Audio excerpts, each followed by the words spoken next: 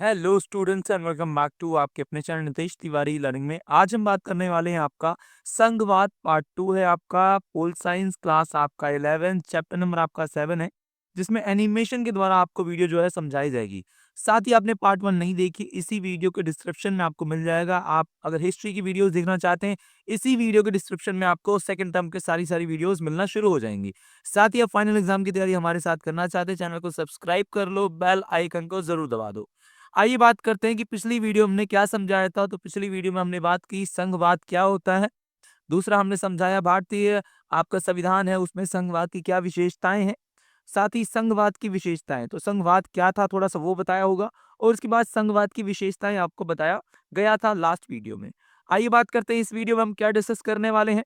तो सबसे पहले हम जानेंगे आपका शक्ति का विभाजन, मतलब संघवाद में किस प्रकार से शक्ति का विभाजन है उसको जानेंगे। साथ ही भारतीय संविधान के संघात्मक लक्षण, कौन से संघात्मक लक्षण भारतीय संविधान में है।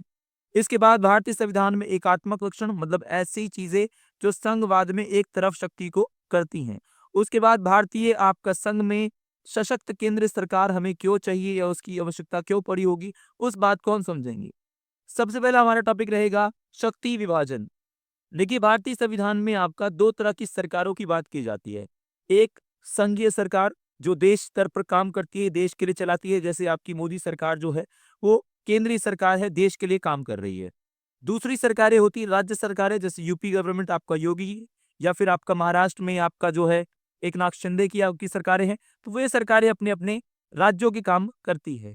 साथ ही देखिए, हमारा इसमें संघवाद के बारे में थोड़ा सा आपको पता होना चाहिए कि भारतीय संविधान के अनुच्छेद आपका 245 से 255 में संघ और राज्य के बीच जो शक्तियां हैं उनका वर्णन किया गया है। साथ ही संघीय सरकार जो होती है उसके पास राष्ट्रीय महत्व के मामले होते हैं। उसके पास कौन से मामले होते हैं? राष्ट्रीय महत्व के। और जो प्रांतीय सरकारें होती है उनके पास होते हैं प्रांतीय महत्व, मतलब प्रांतों के, राज्यों के मामले, जैसे पुलिस हो आपका हो गया, सिंचाई व्यवस्था हो गया, और राज्यों के पास रहेगा। और केंद्र स्तर पे आपका जो सरकार है उसके पास विदेश मामले, रक्षा मामले रहेंगे। उसके बाद भारतीय संघ में संघात्मक लक्षण, अगला हमारा टॉपिक रहेगा। भारतीय संविधान के संघात्मक लक्षण कौन से हैं? तो संविधान की सर्वोच्चता, कोई भी आपका जो शक्ति है वो संविधान से ऊपर नहीं होगी, और सभी जो आपका चीजें हैं वो संविधान के दायरे में रहकर ही काम करेंगी। तो ये संघात्मक लक्षण आपका पहला रहेगा। उसके बाद दूसरा, शक्तियों का विभाजन जो है वो केंद्र सरकार और राज्य सरकारों के बीच में होगा, जिसमें 3 सूचियों का वर्णन है कम से कम।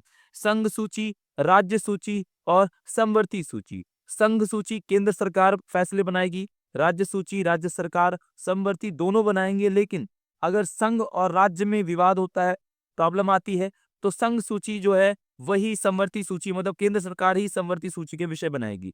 एक और सूची होती है अवशिष्ट सूची, जिसमें आपके नए मामले जैसे साइबर क्राइम जैसे मामले अवशिष्ट सूची में आते हैं। उसके बाद हमारा टॉपिक है आपका थर्ड, इसी में स्वतंत्र न्यायपालिका।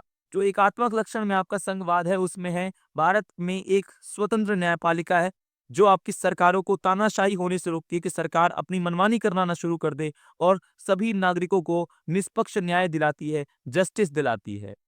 इसी के साथ आपका संशोधन प्रणाली, और यह संघ आपका जो प्रक्रिया है उसके अनुरूप है, मतलब संविधान में परिवर्तन किए जा सकते हैं, फेरबदल किया जा सकता है। पांचवा, 3 स्तर की सरकारें होंगी, जिसमें केंद्र सरकार, राज्य सरकार और स्थानीय सरकार। वैसे दो ही आपकी मेन है, जिसमें केंद्र और राज्य। स्थानीय स्तर पर बस शक्ति का थोड़ा विभाजन कर दिया जाए, ताकि स्थानीय स्तर पर जो समस्या है उसको वहां पर ही सुलझा लिया जाए। इसी के साथ हमारा अगला टॉपिक है और लास्ट, भारतीय संविधान में एकात्मक लक्षण। देखिए, पहला है इकरी नागरिकता। भारतीय संविधान में इकरी नागरिकता है, जिसमें आप किसी भी राज्य के नागरिक हो सकते हैं। आपकी पहचान दो हो सकती है, आप यूपी वाले, बिहार वाले, झारखंडी या गुजराती हो सकते हो, लेकिन नागरिकता कितनी है? केवल एक। दूसरा, शक्ति विभाजन में आपका केंद्र सरकार आपकी जो है अन्य चीजों से, अन्य लोगों से अधिक ताकतवर आपकी रहेगी, जिसमें केंद्र सरकार की शक्ति सर्वाधिक रहेगी। पलड़ा हमेशा देखो भारी रहेगा केंद्र सरकार का।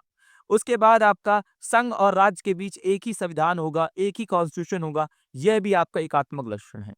एकीकृत न्यायपालिका, एक ही न्यायपालिका खास करके पिरामिड के आकार की होगी, जहां सर्वोच्च न्यायालय सबसे ऊपर है और उसकी बातें मानी जाएंगी।